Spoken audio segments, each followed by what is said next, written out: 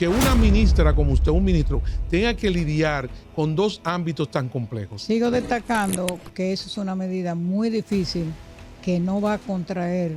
Vamos a suponer que en un gobierno a usted le toca entonces dirigir ese superministerio. No va a ser porque la coherencia se pierde, pero no solamente se pierde por esa, vamos a decir, esa medida de sacar la ciencia y la tecnología, hay otra también muy importante.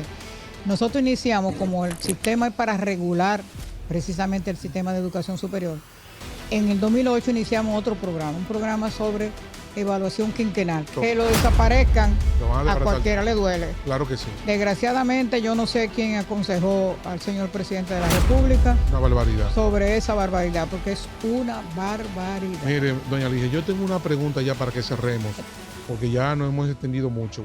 Con lo que reafirmo, se va a dar un retroceso en la educación, en un tiempo donde yo digo y destaco.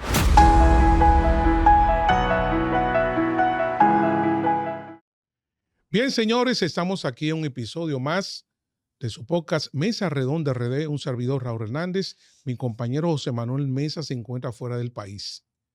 Y vamos a iniciar esta ronda, esta primera semana, con una invitada muy especial. Contamos con la participación de la doctora Ligia Amada Melo, quien fuera ministra de Educación de la República Dominicana y también ministra de Educación Superior, Ciencia y Tecnología. Además, es miembro de la Dirección Política de la Fuerza del Pueblo y titular de la Secretaría de Educación Superior de esa organización. Bienvenida, Ligia Amada Melo. ¿Cómo se siente? Gracias, Raúl. Bueno, para nosotros es más que un placer y déjeme decirle que usted está iniciando una etapa interesante de Mesa Redonda RD, porque siempre lo hacemos Mesa y yo, pero Mesa salió fuera del país el sábado y hoy inicio hasta cumplir la semana que viene con invitados. Y resulta que usted es nuestra primera invitada. Ah, qué bueno. Para nosotros es un honor. Gracias, gracias. Bueno, Ligia Amada Melo es una persona conocida en el país por ser especialista en el área de educación, una maestra por vocación durante muchos años y que le ha tocado dirigir tanto lo que es la educación básica o el nivel primario, es decir, todo lo que tiene que ver con la educación preuniversitaria y posteriormente ese ciclo lo coronó dirigiendo el MESI, Ministerio de Educación Superior, Ciencia y Tecnología. ¿Qué ocurre? ¿Por qué convocamos a la experta? Bueno, porque el gobierno tiene un proyecto de fusión de ambos ministerios. Ella ha publicado artículos, ha opinado, ha fijado posición públicamente, pero queremos ahora tenerla aquí en Mesa Redonda para que pueda explicar sin rapidez, sin la presión del tiempo, sus opiniones y su reflexión acerca de este proyecto. Y la pregunta es obligada, doña Ligia. Cuando usted vio el proyecto de fusión de ambos ministerios, díganos y a los amigos que nos siguen, ¿qué usted pensó en ese momento? Bueno, en realidad, desde que lo anunciaron, a mí me preocupó. Y escribí el primer artículo porque la motivación que daban era de que era para elevar la calidad de la educación en sentido general y además para economía de recursos económicos, que era cuando se estaba planificando la reforma fiscal. Y como una parte de absorber recursos en el Estado, en el gobierno, se proponía eso además de otro ministerio. Me preocupé porque presentía que no era necesario y además estaba y estoy segura que esa fusión no es verdad que eleva la calidad, por una razón muy sencilla y lo expliqué. Resulta que el Ministerio de Educación, llámese el preuniversitario, que tiene que ver con educación inicial, educación primaria, educación secundaria, además de todos los centros descentralizados que tiene, las direcciones regionales, 17 direcciones regionales, 120 direcciones de distrito. Es una estructura muy fuerte que conlleva mucho trabajo, mucha planificación, mucho seguimiento y que además todos sabemos que adolece actualmente de un déficit. O sea, no estamos en los mejores niveles educativos, aunque no niego que se están haciendo esfuerzos para mejorarlo.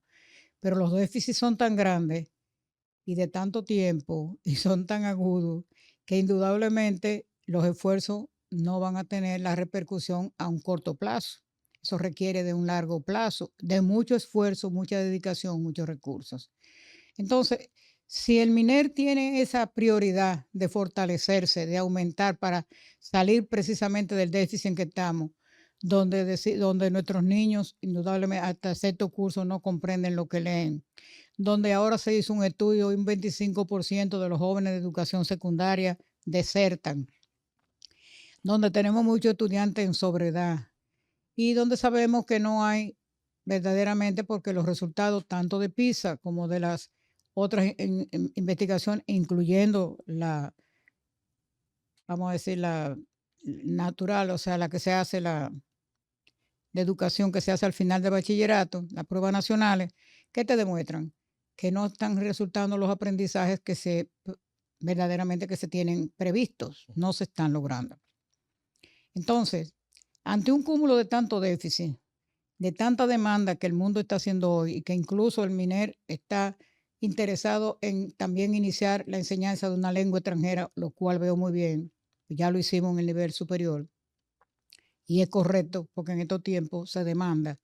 Entonces, ante un cúmulo tan grande de trabajo, ¿cómo va a asimilar entonces la educación superior? Presentía yo. Una vez que estudié el proyecto de ley, que lo estudié del primer artículo al último, acabé entonces de constatar que lo que yo presentía era cierto. ¿Qué pasa? Se está fortaleciendo, se está haciendo un mega ministerio, que es el MINER, porque conserva todas sus estructuras, conserva todas sus funciones, y cuando digo todas sus estructuras, incluye hasta las estructuras descentralizadas y desconcentradas. Sin embargo, el Ministerio de Educación Superior, que se creó en el 2001 con la ley 13901, precisamente se creó para regular la educación, primero para crear el sistema de educación superior, porque la ley tiene dos funciones. Crear el sistema de educación superior, llámese la integración de todas las universidades con el Ministerio de Educación Superior, además de los sectores de ciencia y tecnología, porque se llama educación superior, ciencia y tecnología, pero al mismo tiempo entonces regular ese sistema. Regularlo en el sentido de que precisamente trabajar para la mejoría no solamente de la educación superior, sino de la ciencia y la tecnología. El proyecto comenzó en 2001 con el doctor Andrés Reyes. Se creó en el gobierno de Hipólito Mejía. Andrés Reyes, del gobierno de Hipólito Mejía, hizo todo lo posible, sentó las bases de la estructura de ese ministerio, dejó las áreas instaladas, alguna programación. Cuando me entregó, me dio un detalle de todo lo que había hecho y de todo lo que tenía en perspectiva realizar. Y cuando yo llego en el 2004, me propongo entonces formar o fortalecer ese ministerio e iniciamos entonces un desarrollo del ministerio que respondiera a la necesidad de ese momento. Sobre todo hicimos mucho énfasis, no solamente en mejorar la calidad de la educación en las universidades, sino también como sistema, sino también fortalecer la ciencia y la tecnología. En eso tuve, por suerte, la asesoría de un experto en educación, el doctor Lorenzo Guadamuz, que todos lo conocemos porque trabajó en el plan decenal de 1992 con Jacqueline Malagón y trabajó con nosotros, desarrollando, como te digo, todas las estructuras de ese ministerio. Hicimos un nuevo organigrama, ese nuevo organigrama se pasó al MAT, el MAT lo aprobó después de mucho estudio. No solamente eso, sino que hicimos grandes inversiones tecnológicas para que todas las funciones del ministerio fueran a un intranet, o sea, que fueran automatizadas. Iniciamos un proceso de automatización de la entrega de títulos y homologaciones a los estudiantes de educación superior. Fortalecimos el programa de prácticamente para donde se envía a la presidencia el reconocimiento de títulos. Por contarte. Y al mismo tiempo desarrollamos 12 programas. Desde que llegamos, definimos nuestra filosofía, 11 políticas a las cuales le dimos seguimiento durante toda la gestión. El consejo se renovó, un consejo integrado por diferentes sectores, tanto no solamente de académicos, sino representantes del sector productivo, representantes de los estudiantes, representantes de los profesores, de los empleados, etc. Y caminó. Desarrollamos 12 programas. En la parte de ciencia y tecnología está previsto en la ley 13901 el fondo SI, o sea, un fondo para el desarrollo de la ciencia, la tecnología y la innovación. Estaba diseñado, pero no estaba funcionando. lo iniciamos en el 2005, con poca inversión, pero esa inversión fue subiendo. Y eso ha dado un resultado extraordinario, porque muchos profesores que solo se dedicaban a la docencia se involucraron en la investigación, que es un déficit que tenemos muy grande en la República Dominicana. Y como todo el mundo sabe, la innovación, la ciencia y la tecnología son factores que inciden directamente en el desarrollo sostenible de un país, de cualquier país. Los hechos y las estadísticas lo demuestran.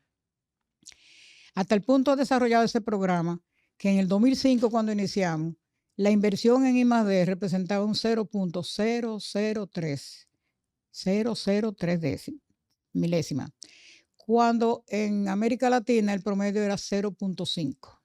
Es decir, que como país estábamos muy Muy, distantes a imagínate, lo que América Latina tenía 0.5, claro, en América Latina países más avanzados, sabe que Brasil, exacto, Chile, México fundamentalmente son los países más y avanzado. Argentina que más invierten en I+D. Y con ellos había entonces un promedio de 0.5, mientras nosotros estábamos en 0.03. O sea, en milésima, ni siquiera. En milésima. Sí. Se desarrolló no solamente un plan decenal 2008-2018, donde participaron todas las universidades, donde participaron sectores también productivos y sectores de la sociedad civil. Pero al mismo tiempo también se desarrolló, entonces se formó, se estructuró un plan estratégico para el desarrollo de la ciencia y tecnología, que fue dirigido por, en ese entonces, nuestro viceministro Víctor Gómez Valenzuela, muy experto, muy capacitado. Ese es un programa que le diré que cuando se lo mostré a Leonel Fernández se quedó, pero ¿quién elaboró este programa tan bien concebido? O sea que es un programa, y no solamente él, lo han conocido muchos países de América Latina y sabemos y lo han valorado. Empezamos a aplicar precisamente esa estrategia que se crea, como te digo, en el 2005 y siguió avanzando. Se hicieron más inversiones en ciencia y tecnología, se involucraron más profesores a la investigación, las universidades han ido respondiendo, pero no solamente eso, nos dedicamos entonces a formar capital humano que tuviera capacidad de investigar, y por eso entonces asumimos que en el programa de becas internacionales enviamos muchos profesores, muchos jóvenes a hacer doctorado fuera del país con el objetivo de que a su regreso se inserten a la investigación. O sea, crear una masa crítica de doctores que el país no tiene realmente como otros países. Con decirte que, por ejemplo, en el 2015, cuando yo salí, teníamos 461 jóvenes estudiando doctorado fuera del país, en diferentes universidades de Europa y de Estados Unidos, y algunos de Asia, con muy buenos resultados. O sea, porque yo los visitaba, incluso le daba un seguimiento muy especial porque me interesaba fundamentalmente que esos doctorados, cuando llegaran al país, se insertaran entonces en nuestras universidades y se insertaran. Y los resultados han sido, entonces, ha seguido avanzando. Incluso estas autoridades lo han continuado. Correcto. Se aumentó la inversión, han invertido más profesores se han involucrado y además se creó el sistema entonces de reconocimiento a los investigadores, con lo cual se motiva a más profesores a insertarse a la investigación. Claro. Pero no solamente eso, sino también implementamos el desarrollo de congresos nacionales e internacionales. En los congresos nacionales, las universidades todas exponían sus proyectos con la presencia de todas las universidades que podían asistir. Eso se hacía durante prácticamente 3 o 4 días, conociendo en detalle todos los proyectos. Porque es bueno decirte que en el tipo de investigación que priorizamos en ese momento fue lo que se llama la investigación aplicada. O sea, no solamente soñar con que íbamos a crear nuevos conocimientos, nuevas tecnologías por el retraso que teníamos, nos dedicamos a estudiar problemas puntuales de la República Dominicana y buscarle solución. Le voy a citar un caso, el caso del sargazo, que afecta al turismo. Eso ha generado muchas investigaciones en diferentes universidades. Exacto. Por ejemplo, en Alahuas, en INTEC, han surgido propuestas que apuntan a cómo solucionar un problema que nos afecta como país, porque el sargazo, dígame usted, una de las patas de la economía fundamental es el turismo y afecta realmente a esa área. Claro, no, y no solamente eso, que se ha descubierto que el sargazo también puede ser utilizado para productos orgánicos que pueden ser necesarios para la salud e incluso para la nutrición, o sea que es importante. Ver un problema como una oportunidad. Exacto. Sí. El caso es que entonces priorizamos ese tipo de investigación, Investigaciones que se llama aplicadas. investigación aplicada. Aplicada. Pero al mismo tiempo diseñamos o hicimos la oferta para becas de carreras que necesitaban impulsar el desarrollo del país, no solamente en ciencia y tecnología, sino en otros sectores. Y, por ejemplo, entonces se le dio énfasis a la biotecnología, se le dio énfasis a problemas de salud, a problemas también con mucha vinculación con los sectores productivos, de aumentar la productividad y la competitividad de los sectores productivos. Es decir, que ustedes en el MESI identificaron necesidades Claro, que apunten al desarrollo. exactamente. En consulta incluso con los sectores Claro. productivos. O sea, que ustedes lo Realizábamos, tomaban en cuenta a claro, esos sectores realizábamos, al momento de diseñar esas políticas públicas. mira, hacíamos 2 actividades en ese sentido, o 2 medidas. Una era investigación de necesidades a través de una empresa que se dedica a ello, la empresa Pareto, para determinar las necesidades del país. Perfecto. Pero además de eso, nos reuníamos con empresarios del CONED, de AIRD y de Zona Franca, con lo cual establecimos muy buenas relaciones. Oíamos su parecer y en función de eso, entonces diseñábamos las carreras que nosotros sabíamos que necesitaba el país para impulsar. Y por supuesto, entonces priorizábamos para dar las becas internacionales, Ujú. porque eran carreras que en su mayoría no se ofertaban en el país, Ajá. para que fueran a estudiar esa carrera fuera del país. O sea, que todo eso se hacía conforme a una realidad. O sea, No era soñando, como usted dice, no. sino Y aplicando todo la eso realidad. estaba previsto, como te digo, Ah, en el Plan Estratégico de Desarrollo de Ciencia y Tecnología que se elaboró en el 2005 en el viceministerio presidido por el doctor Víctor Gómez Valenzuela. Entonces, oiga bien lo siguiente. Señores, amigos y amigas que nos siguen en este podcast Mesa Redonda RD, ustedes se están dando cuenta que estamos hablando con experta, una persona con experiencia y conocimientos. Ahora, fíjense que hemos comenzado este diálogo hablando del proyecto de fusionar y crear un superministerio. Y ella está hablando de los retos solamente de educación superior. Y viene la pregunta, ¿usted analizó el proyecto de ley? ¿Vio realmente en qué consiste este proyecto? Pero escuchándolo a usted, que viene de ser ministra del MINER y ministra del MESI, ¿cómo es posible que con estos déficits a lo que usted hizo referencia en materia de educación del sistema preuniversitario, entonces usted va a sumar esas dos grandes áreas en un solo ministerio? Y viene la pregunta, ¿existe el Consejo de Educación y existe el Consejo Nacional de Educación Superior? Entonces, ese superministerio tendría dos consejos. Doña Ligia, usted con la experiencia que tiene, ¿cómo usted visualiza un superministerio que tenga a su vez dos consejos y dos Bueno, áreas tan fundamentales de educación como la preuniversitaria y la universitaria? precisamente así comencé mi exposición. Sí. De las tantas funciones Sí. y déficits que tiene el preuniversitario, la demanda que tiene hoy con los cambios que están ocurriendo en el mundo y las demandas que tiene la educación superior. Entonces, a mezclar Y todo eso. claro, se suman dos grandes problemas, con lo cual se dificulta más aumentar, acelerar, mejorar el sistema de educación completo. Entonces, lo que se está creando es un problema. Claro, se está creando un problema en problema. vez de solucionar un problema.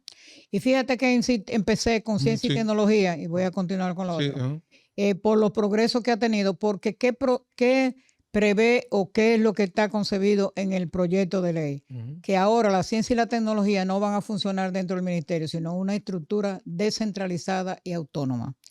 A la cual entonces yo me pregunto, ¿y dónde están las economías?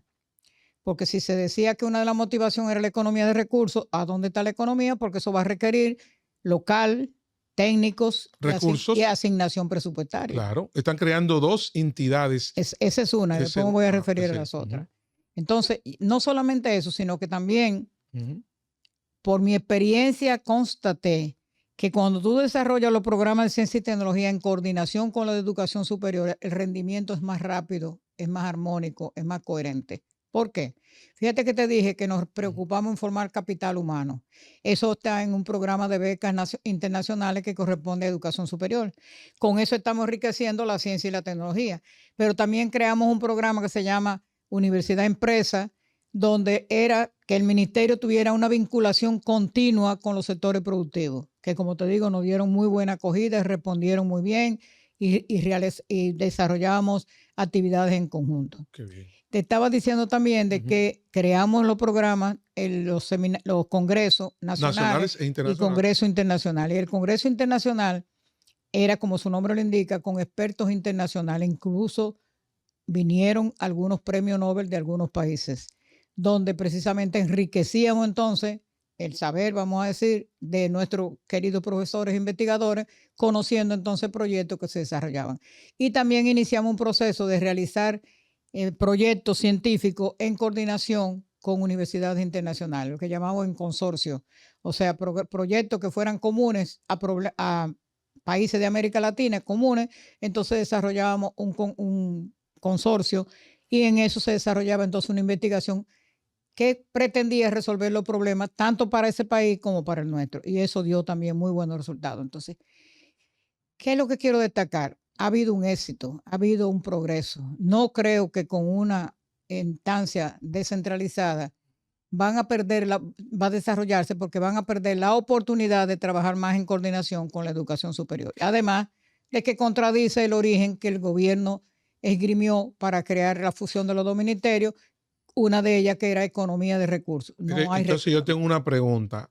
Yo tengo una pregunta a la ex ministra de ambos ministerios. Usted tiene las dos miradas. Vamos a suponer que en un gobierno a usted le toca entonces dirigir ese superministerio. ¿Cómo es posible que una persona como usted tenga que lidiar en el día a día con dos ámbitos tan complejos? Bueno, Dígaselo a los amigos y a las amigas del podcast. ¿Cómo se ubica usted mentalmente que una ministra como usted, un ministro, tenga que lidiar con dos ámbitos tan complejos? sigo destacando que eso es una medida muy difícil, que no va a contraer mejora del sistema No es educativo, viable para usted. sino que indudablemente o estancamiento o retroceso del sistema educativo. Aunque el ministro se rodee de técnicos especializados, no va a ser, porque la coherencia se pierde, pero no solamente se pierde por esa, vamos a decir, La esa fusión. medida de sacar la ciencia y la tecnología. Hay otra también muy importante. Nosotros iniciamos, como el sistema es para regular precisamente el sistema de educación superior, en el 2008 iniciamos otro programa, un programa sobre evaluación quinquenal, que está concebida en la ley 13901, como te digo, del gobierno de Hipólito Mejía. ¿En qué consiste? Consiste en evaluar las universidades Claro. que tengan más de 5 años de estar fundadas, y se hacía con una modalidad, con la asesoría de un buen técnico internacional que tuvimos, el doctor Manuel Crepo del Canadá, de Montreal, Canadá, de la Universidad de Montreal, Canadá, y un equipo aquí de técnicos dominicanos. Entonces, eso se diseñó para hacer una autoevaluación de cada universidad, Claro. que lo tomaron con mucha seriedad, y una evaluación externa con técnicos internacionales que invitábamos para realizar. Y luego se veían esos dos informes, se veían las conclusiones, se detectaban entonces cuáles eran las deficiencias más Y sobresalientes, se elaboraban los y planes se de mejora. elaboraban entonces los planes de mejora Correcto. con una condición de superarlo al máximo en 3 años. 3 años. Debo decirte que celebro y siempre lo felicité. Las universidades asumieron con mucha Qué responsabilidad bien, ese proceso. qué bien. Con mucha sinceridad hicieron su autoevaluación, con mucho, vamos a decir, simpatía, asumieron la presencia de técnicos internacionales, asumieron su programa. En muy pocos casos tuvimos que prorrogar un año más el cumplimiento del plan de mejora, porque la mayoría lo cumplían. Con lo cual se logró entonces un mejoramiento. Ahora, ¿qué piensan? Ahora piensan crear una instancia, ANACE se llama, que es la que va a evaluar las universidades, y al mismo tiempo va a evaluar los planes de estudio, y al mismo tiempo es la que va a tener un programa de acreditación de universidades. Pero hay un detalle, perdón, en el proyecto se plantea que llegará un momento en que las universidades van a tener una autonomía y Sí, van a diseñar programas sin contar con el aval del ese ministerio. ese otro Entonces, caso. ¿cómo usted considera una medida de esa índole? Claro que no estoy para nada de acuerdo. Fíjate, con la experiencia que tengo, como te digo, Sí. cuando empezamos a aplicar, solicitar a las universidades que suplieran o que tramitaran al ministerio el reconocimiento, vamos a decir, de sus planes de estudio, nos dimos cuenta de que habían cantidad de carreras que estaban funcionando en la universidad que nunca habían sido aprobadas por el consejo no, simple y llanamente la universidad, con muchas deficiencias. Sí. ¿Qué hicimos? Creamos un departamento, tenemos el departamento de currículum con un equipo de técnicos por área, y entonces esos técnicos recibían. Y déjame decirte que no hubo resistencia de las universidades de que sus planes de estudio fueran conocidos, salvo una universidad que se resistía Bueno, dos universidades, Dos, ajá. porque había una privada y la UAS que por su autonomía, hasta el doctor Mateo Febrillé decía que no tenían que enviar sus planes de estudio. ¿Y qué pasa? Cuando llegó el doctor Franklin García Fermín a la rectoría, autorizó que sí que se enviaran. O sea que a partir de la gestión de rectoría del doctor García Fermín, entonces pudimos penetrar en la UAS y aplicar. Y ahí nos encontramos incluso con planes de estudio de maestría que estaban funcionando ya con graduados que nunca habían sido pasados, algunos ni siquiera por el consejo de la universidad. Regularizamos todo eso y se logró mejoría, porque esa coordinación es necesaria. Y como tú decías, el proyecto contempla entonces que ese es un deseo, porque muchas universidades privadas lo que quieren es no ser regularizadas. Sin embargo, algunas, te quiero decir, porque Sí. muchas, la mayoría, no les importa, al contrario, agradecen. Y cuando iban al Ministerio de Educación, incluso el procedimiento que teníamos establecido no era devolverle los planes de estudio, no. Se veían cuáles deficiencias podíamos tener porque teníamos los criterios, teníamos un protocolo para elaboración de planes de estudio. Entonces diseñaban Se le un y ellos, acompañamiento. claro, entonces se le asignaba un acompañamiento ¿Listo? dependiendo del área Para mejorar esas para falencias mejorar. Y ellos se identificadas. pasaban días, venían, eso eran como talleres prácticamente. Sí. Y déjame decirte que los técnicos de la universidad aceptaban con de muy buena voluntad esa asesoría y Qué bueno. mejoraron considerablemente. Entonces, eso es también un avance que tuvo el Ministerio de Educación Superior, que hoy pasaría a una institución, le daría dice que cada dos evaluación quinquenal tendrían autonomía. La mayoría ya tendrían, porque la mayoría han tenido buena evaluación, no solamente con Quinquenales. nuestra autoridad, sino también con estas autoridades que continuaron el plan de evaluación quinquenal. Entonces, esos planes de estudio no tienen que pasar por el consejo. Ellos dicen que pasarían para no gestión. No gestión significa nada, no es igual que cuando pasan por el consejo, que un equipo entonces examina, Claro. después de haberlo visto, el departamento. Entonces corremos un riesgo de que Claro. eso quede a la deriva. Pero la NACE también establece, déjame explicarte Sí, eso, sí, ajá, claro. sistema de acreditación. Cuando yo llegué al ministerio, había una acreditadora nacional que estaba coordinada por varios rectores privados. Correcto. Déjame decirte que lo único que hicieron en su haber, y que me perdonen ellos, fue acreditarse los mismos que estaban dirigiendo la acreditadora. Ahí no Ser juez y parte. y ahí no se acreditó a más nadie. Eso se le daría una asignación de 10 millones mensual. Y yo, en vista de los resultados, porque primero asistí a varias reuniones, luego el ministro Víctor Hugo Delance, el viceministro Víctor Hugo Delance asistió, nos dimos cuenta que no se estaba haciendo ninguna evaluación y eso se suspendió. Pero ahora se quiere volver a crear. Y yo sigo diciendo que nosotros no tenemos todavía las condiciones para tener una acreditadora con la nacional, con la calidad que eso requiere. Que demanda, que eso requiere. Exactamente. Pero con esa experiencia, Ajá. cuando trabajamos para el pacto educativo que se firmó en abril de 2014, yo misma propuse que se hiciera acreditación de universidades y sus respectivos programas, pero coordinado por el MESI. ¿En qué sentido? El MESI, entonces, las universidades sometían acreditadoras, o nosotros buscábamos acreditadoras, que fueran reconocidas internacionalmente con experiencia en acreditación, porque hay un sistema universal, hay una institución universal que acredita a su vez a la acreditadora. Sí, correcto. Que hubieran pasado entonces por esa institución.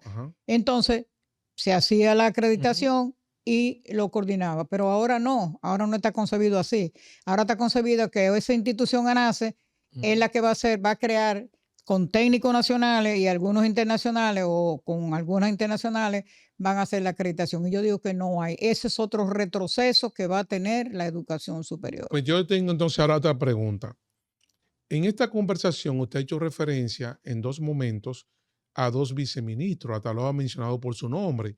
Entonces, ¿qué ocurre? Se estableció en el país que cada ministerio debería tener 6 viceministros. Entonces, mi pregunta ahora viene a la parte ya ejecutiva. Usted como ejecutiva de ambos ministerios, ¿cómo usted vislumbra una fusión con este nivel de complejidad? ¿Y qué va a ocurrir entonces con los 6 viceministros del MESI? Entonces, 6 viceministros en educación. Bueno, entonces, dígame usted, en términos como en lo que tiene que ver con un proceso administrativo, ¿cómo usted integra dos áreas para que entonces desaparecen los 6 viceministros, ¿qué hacemos en ese caso? Oye lo que te voy a explicar.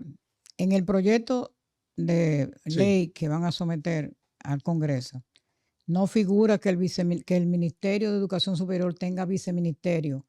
Oye, ni siquiera le plantean eso. Lo plantean que el Ministerio de Educación Superior hoy, sí, se convierte en un subsistema. Un subsistema tiene menos categoría estructuralmente y académicamente Claro. que un viceministerio. Por tal motivo, parece ser que la comisión no está contemplando viceministerio para el de Educación Superior, aunque no sé si piensan conservar los viceministerios para el MINER. De todos modos, El proyecto lo que plantea, para que estemos claros, doña Ligia, mire, y los amigos que nos siguen, queda claro que la base es el MINER. Y entonces el MESI prácticamente lo están desapareciendo y ahí hay 6 viceministerios. Con los años que usted estuvo ahí, usted está hablando de ciencia y tecnología, por ejemplo, son 6 viceministros. Usted mencionó a Víctor Hugo de Lancer. ¿Cuál Sí, era la responsabilidad del como viceministro? Víctor Hugo de Lancer. Perdón, usted mencionó a Víctor Gómez. No, mira, hay un viceministerio de Ciencia y Tecnología que tuvo varios. Tuvo primero Víctor Gómez, después tuvo otro doctor y ahora últimamente tuvo al doctor Plácido Gómez. Pero su área es la tecnología. Exactamente, área de tecnología. Pero teníamos educación superior solo, que primero lo dirigía Víctor Hugo de Lancer y después Rafael González. Correcto. Teníamos el viceministerio de Relaciones Internacionales. Teníamos el viceministerio entonces de financiero, eran 4, el viceministerio de extensión para trabajar entonces toda la parte corporativa con las universidades, van 5 y el sexto. Era el administrativo. Sí. Pero yo le tengo la pregunta. El viceministerio administrativo. Usted, viendo ese proyecto, entonces todo eso se lo llevan de paro. Bueno, en sentido general, como tú has dicho, y dije también al principio, el proyecto de ley hasta la fecha plantea un megaproyecto de educación preuniversitaria, donde asume casi como una entelequia, le digo yo, a lo que hoy es un ministerio de educación superior. O sea, lo están minimizando, reduciéndolo, convirtiéndolo en un sistema. Está desapareciendo el Ministerio de Sí. Educación Superior, Ciencia y Tecnología. El MINER lo absorbe. Lo absorbe. Eso es lo que está planteando. No hay ninguna función. No solamente lo absorbe el MINER, sino también estas estructuras descentralizadas que la coordinará el MINER, porque el MINER es que tiene. Mire. Incluso el proyecto de ley dice que los planes de. Oye bien, que los ejes y que vamos a decir, la corriente de los planes de estudio tienen que ser diseñados por el MINER. Si bien es cierto, oye bien, que las carreras en las universidades, estoy de acuerdo y en eso lo manteníamos siempre, debe responder a las exigencias del tipo de profesor que necesita el ministerio. O sea, debe ir de la mano. Pero eso era para formación docente nada más. Solamente. O sea, por ejemplo, nosotros establecimos cuando hicimos la reforma 0915, que era el plan de excelencia de formación de profesores en el 2015, se concebía precisamente, ¿de dónde partimos? Partimos de las necesidades que en ese momento planteaba el MINER. Pero es para formación, como usted dice. Para formación de profesores. Pero no puede ser que el MINER es que va a decidir ahora, bueno, ¿y cuál orientación van a tener los ingenieros? ¿Y cuáles van a tener los doctores en los de Derecho? ¿Y cuánto van a tener los juristas? ¿Y cuánto van a tener los economistas? ¿Y cuánto van a tener los sociólogos, los filósofos, los historiadores? Está concebido así. Oye bien, yo no sé. Por eso usted lo define como un retroceso. No, yo te digo que lo estudié exhaustivamente y he sufrido mucho porque como me duele la educación desde el inicial hasta el superior, pero como le dediqué 12 años de mi vida a la educación superior, tratando de dejar un ministerio actualizado y con perspectiva de desarrollo futuro. Oye, que lo desaparezcan, a cualquiera le duele. Claro que sí. Desgraciadamente, yo no sé quién aconsejó al señor presidente de la República. Una barbaridad. Sobre esa barbaridad, porque es una barbaridad. Mire, doña Ligia, yo tengo una pregunta ya para que cerremos, porque ya nos hemos extendido mucho, pero de manera muy positiva. Lo digo de forma lamentándolo porque también hay que entender el espacio-tiempo. Pero quiero hacer una pregunta nodal. Mire, en la Ley de Estrategia Nacional de Desarrollo, la 1-12, se estableció un criterio escalonado de qué debía ser el aporte del PIB a la educación superior. Y ahí habla muy claro que para un 5% para 2015, para el 2020 un 6.5%, un 7% para el 2030. Eso se estableció. ¿Para qué sector? Para el sector de educación superior. O sea, en la ley está estipulado eso de llegar hasta un 7% en el Pero 2030. empezando por el 4% Claro, claro. que Por eso empezó a digo, funcionar en el sí, 2013. claro, de manera escalonada. Entonces se ha dicho que ahora con este proyecto queda difuso la inversión pública en educación superior, porque todo lo está, no hay ninguna fusión, es absorción, es que el minero va a absorber al MESI. Te lo he dicho claro, no hay fusión, no hay fusión, no hay unificación. Absorción. Hay absorción y desaparición de uno del por otro. Ministerio de Educación Superior, Ciencia y Tecnología. Con lo que reafirmo, Sí. se va a dar un retroceso en la educación, en un tiempo donde yo digo y destaco que si así como tiene reto el MINER, retos tiene también la educación superior, porque el mundo va avanzando. Hoy el desarrollo de la tecnología está exigiendo que se realice, que se implementen carreras actualizadas en las universidades, que hagan estudios de necesidades, cuáles necesitan nuestros sectores productivos, por dónde va el mundo en el desarrollo de la tecnología, y se creen carreras nuevas, se haga una evaluación, y aquellas carreras que ya no tienen prácticamente necesidad de empleo, que desaparezcan o que se minimicen si no la quieren desaparecer por completo. Este es un momento de reto. Este es un momento de reto para la educación en sentido general, por los cambios que el mundo está sufriendo vertiginosamente, y la tecnología. Tú lo estás viendo todos los días. Claro. Tú estás viendo ahora cómo... Inteligencia artificial solamente es un ahora tema. Cómo Mu está poniendo el internet gratuito para los que tengan el celular por encima del año 14. Y el tema que hemos hablado de la inteligencia artificial y todo su Pero impacto. ese uno, y la inteligencia artificial. Imagínate, el avance que va teniendo. Todo un mundo. Que no solamente la inteligencia artificial es para el sector de educación, porque la inteligencia artificial incide en todas las áreas. Y es aprovechada por todas las áreas. Entonces, lo que significa que los profesionales de hoy tienen que tener una formación en inteligencia artificial. Entonces, ¿eso se va a lograr con un ministerio de educación preuniversitaria? No. Un Frankenstein. Yo todavía... Doña Ligia, un Frankenstein lo que están creando. Lo que yo he sugerido siempre a través de mis artículos, a través de la prensa, a través de la televisión, es que yo lo que creo que se deben mantener los dos ministerios. Así es. Y que se fortalezcan los dos para que los dos respondan a las necesidades que tiene el mundo hoy y que tiene el país hoy. Yo tengo entonces una pregunta de cierre, que ya partiendo de ese razonamiento suyo, esa reflexión, vamos entonces a un planteamiento político. Todo el mundo sabe que doña Ligia Amada Melo tiene una relación muy estrecha con un educador, con un profesor que es el líder del partido del cual usted forma parte. Estamos hablando del doctor Leonel Fernández.